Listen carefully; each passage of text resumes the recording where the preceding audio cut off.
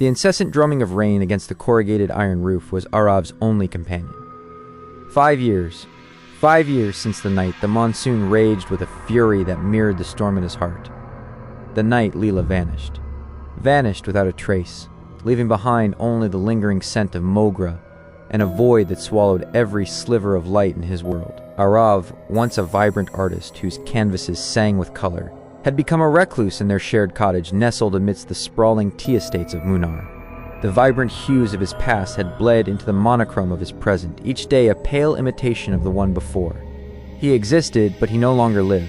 Their love story had blossomed amidst the emerald slopes, as fragrant and intoxicating as the tea blossoms. Leela, with her laughter that echoed like wind chimes, and eyes that held the warmth of the morning sun, had painted joy onto his solitary existence. They were two souls intertwined, their dreams as boundless as the horizon that stretched before them. Then came that cursed night. The power lines had snapped, plunging their cottage into an inky blackness, punctuated only by the violent flashes of lightning. Leela had stepped out onto the porch, her silhouette briefly illuminated against the tempestuous sky, to secure a loose shutter. Aarav remembered calling out to her, his voice barely audible above the roar of the rain. He waited for her return, the rhythmic creaking of the old wooden door his only assurance. But she never came back. The next morning the storm had subsided, leaving behind an eerie silence. Leela was gone. The police investigation yielded nothing. No footprints leading away from the cottage, no signs of struggle. Just an unsettling emptiness that clung to the air like a damp shroud. The villagers whispered of malevolent spirits that roamed the mist-laden hills, tales Aarav had always dismissed until that horrifying dawn. Now, 5 years later, the whispers echoed in his own mind, amplified by the solitude and the gnawing ache of loss. He found solace only in Leela's diary, its pages filled with her elegant script, her thoughts and dreams a fragile bridge to a past that felt both vivid and impossibly distant. He would trace her words with his fingertips, trying to conjure her presence, the phantom warmth of her hand in his. One particularly stormy evening, as the wind howled like a banshee, Aarav found himself drawn to the attic, a dusty space he had avoided since Leela's disappearance. Amongst forgotten relics and cobweb-draped furniture, he stumbled upon a small wooden chest tucked away in a dark corner. It was Leela's. His heart pounded in his chest as he lifted the heavy lid.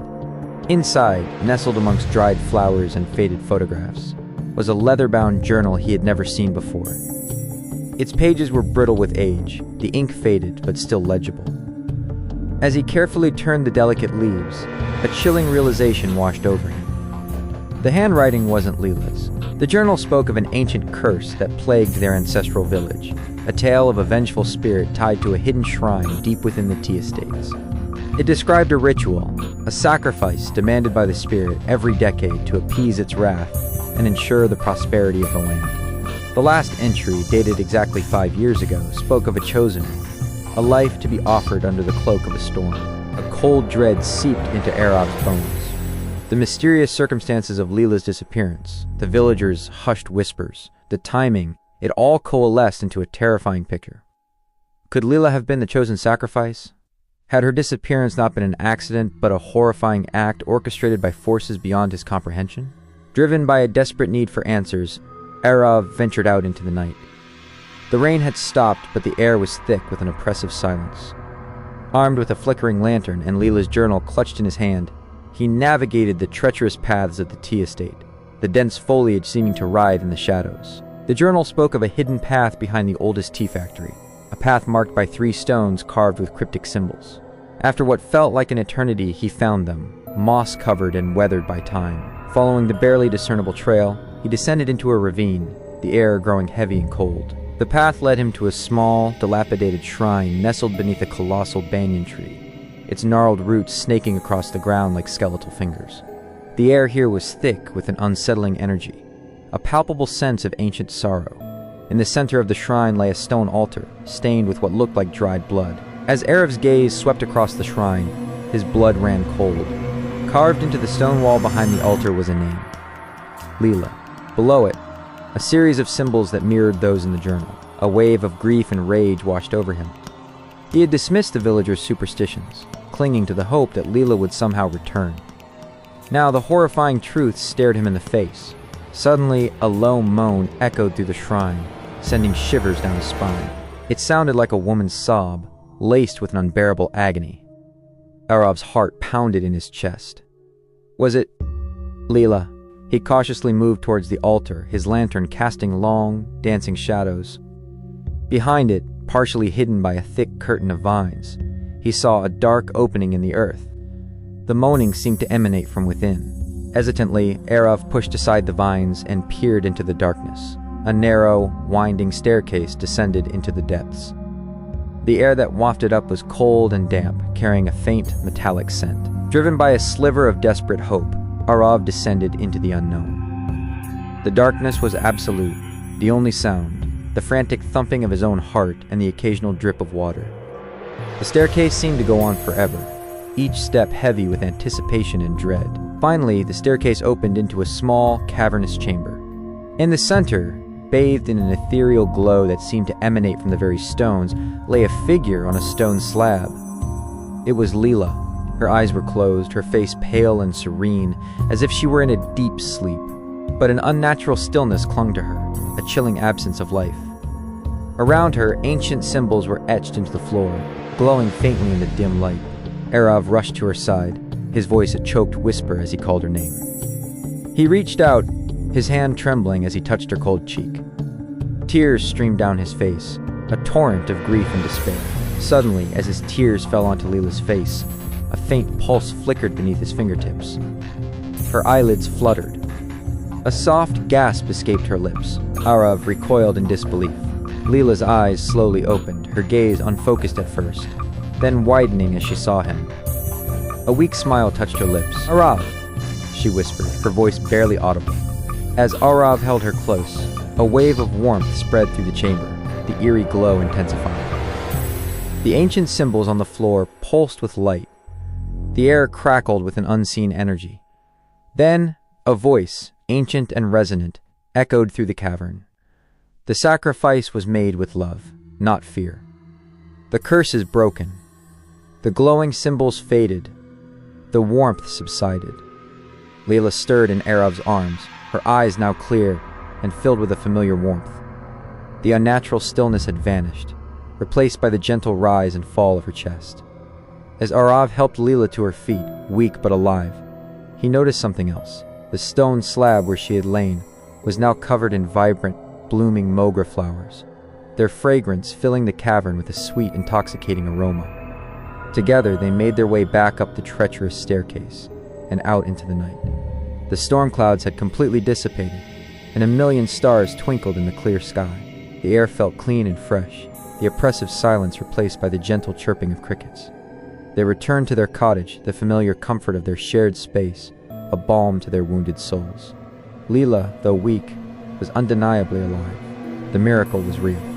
The next morning, as the sun painted the sky with hues of gold and orange, Aarav found the leather-bound journal on their doorstep. It was blank.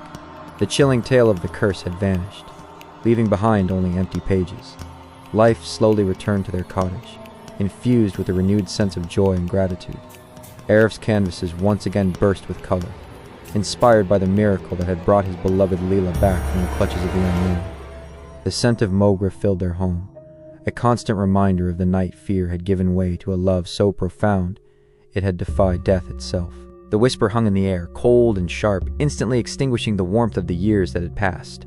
Aarav's hand trembled, the dried Mogra flowers suddenly feeling like a harbinger of unimaginable dread. He looked around the attic, the familiar shadows now seeming to writhe with a newfound menace. Had it all been a temporary reprieve? Had the ancient curse merely been dormant, waiting to resurface? He rushed downstairs, his heart a frantic drum against his ribs. Leela was in the garden, tending to the vibrant hibiscus bushes, her laughter as bright as the blossoms themselves. Seeing her, alive and radiant, a wave of disbelief washed over him. Could that chilling whisper have been his imagination? A fleeting echo of a fear he thought he had buried?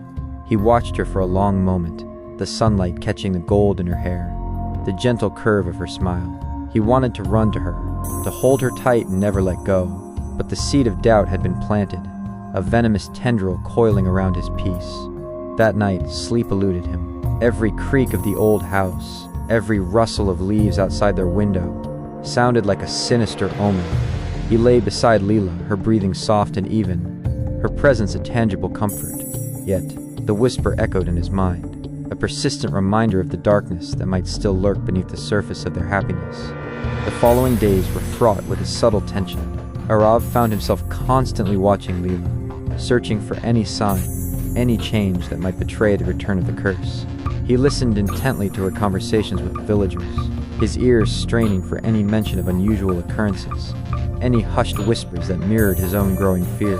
He even revisited the dilapidated shrine, the memory of the cavern, and Leela's lifeless form still vivid in his mind.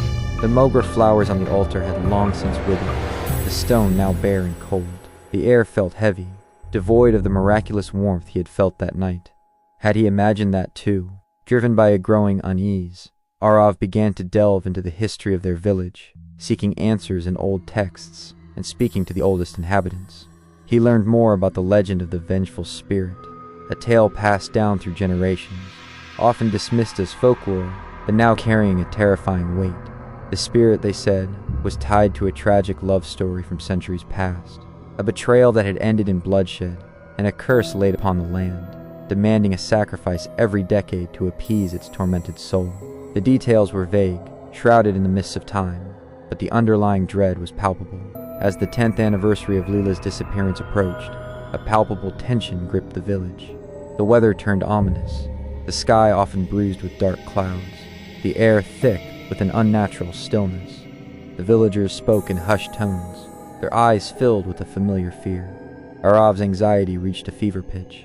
He couldn't shake the feeling that the reprieve had been temporary, that the debt the ancient spirit claimed was still due. He started having nightmares, vivid and terrifying, of Leela being drawn back into the darkness, her pleas for help echoing in the silent cavern. He confided in Leela, his voice trembling as he recounted the whisper and his growing fears.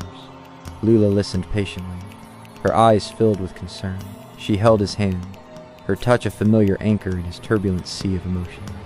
"Aarav," she said softly, "we faced the darkness once, and love brought us through. Don't let fear consume us now. Whatever that whisper was, we will face it together." Her words offered a measure of comfort, but the unease lingered. He couldn't shake the feeling that they were standing on the precipice of another terrifying ordeal. A stormy night, eerily reminiscent of the night Leela vanished, the power went out again. The cottage was plunged into darkness, punctuated only by the flashes of lightning that illuminated the terrified look in Leela's eyes. The wind howled like a tormented soul, rattling the windows and doors. A primal fear gripped Aarav, a chilling sense of déjà vu. He held Leela close, his heart pounding in sync with the thunder. Suddenly, a blood-curdling scream pierced the roar of the storm. It came from outside, close to the edge of the tea estate. Aarav and Leela exchanged a look of sheer terror. Ignoring the raging storm, Aarav grabbed a lantern and rushed out into the darkness, Leela close behind him. The beam of the lantern danced wildly as they navigated the rain-swept path. The scream led them to the oldest part of the tea estate, where the trees were gnarled and ancient, their branches reaching out like skeletal arms. And then they saw it. Huddled beneath a towering banyan tree, its roots intertwined like a monstrous embrace, was one of the village elders, a woman named Parvati. Her face was contorted in terror, her eyes wide with a horrifying realization. In her trembling hands, she clutched a small, intricately carved wooden doll. As Aarav and Leela approached, Parvati pointed a shaking finger towards the base of the tree. There, partially obscured by the tangled roots, was a freshly dug pit, and lying beside it, eerily still in the flickering lamplight, was another wooden doll, identical to the one Parvati held, but this one was stained with what looked like fresh blood. Parvati's voice was a choked whisper, barely audible above the storm. "The spirit, it has chosen again. The 10th year, it demands another sacrifice." A cold dread washed over Aarav and Leela. The whisper, it hadn't been his imagination. The ancient curse was real, and it had returned. But who was the chosen one this time? And why the dolls? Suddenly, Parvati's eyes widened in horror as she looked at Leela. "The Mogra, the spirit remembers the Mogra," Leela gasped, her hand flying to her chest. A faint, ethereal glow emanated from her skin, barely visible in the darkness. Aarav felt a surge of protective fury. He wouldn't let the darkness take Leela again. He would fight this ancient evil, even if it cost him his life. But as he took a step forward, a deep, guttural voice echoed through the storm, seemingly coming from the very earth beneath their feet. The offering has been made, the debt is paid. The ground beneath them trembled. The wind suddenly died down, and the rain ceased. The dark clouds began to part, revealing a sliver of moonlit sky. Parvati stared in disbelief at the pit. The bloody doll had vanished. The ethereal glow around Leela faded. A profound silence descended upon the tea estate, broken only by the gentle chirping of crickets. The terror of the moment slowly began to recede, replaced by a bewildered confusion. What had just happened? Had the spirit been appeased? By whom? And what was the significance of the dolls? As they helped a shaken Parvati back to the village, Aarav noticed something lying on the ground where the bloody doll had been. It was a small, leather-bound pouch, identical to the one that had contained Leela's journal years ago. He picked it up, his fingers trembling as he opened it. Inside, nestled on a bed of dried Mogra petals, was a single, intricately carved wooden doll, identical to the others. But this one was different. Carved into its small wooden heart was a single word: forgiven.